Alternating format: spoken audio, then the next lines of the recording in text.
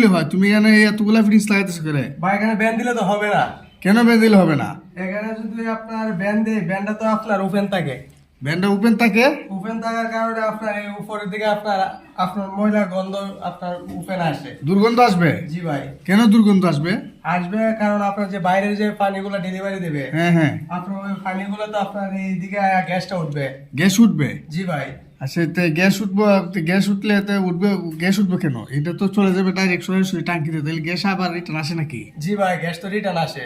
Gas return আসবে? জি ভাই। তো এই জন্য এখানে এটা দিতেছো? জি ভাই। এটা কি, এটা কি? এটা হচ্ছে লং টার্ম। তো এটা দিলে কি হয়?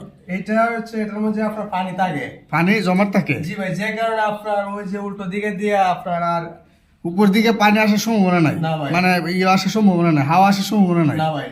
মানে এই পানি বেদ করে তো আর উপরে হাওয়া আসবে না জি ভাই। বা গ্যাসটা আসবে না, যে কারণে এটা দিছো? জি ভাই। তাহলে কি এটা দেওয়া সঠিক? জি ভাই, এটা দেওয়াই সঠিক। আর এটা না দিলে দুর্গন্ধে বাসায় কেউ থাকতে পারবে না? না ভাই। ঠিক আছে, তাহলে আমি এখন বুঝতে পারছি। আসলে তো তুমি বুঝতাম না, তো বেন দিলি ভাবছি হয়ে জায়গা।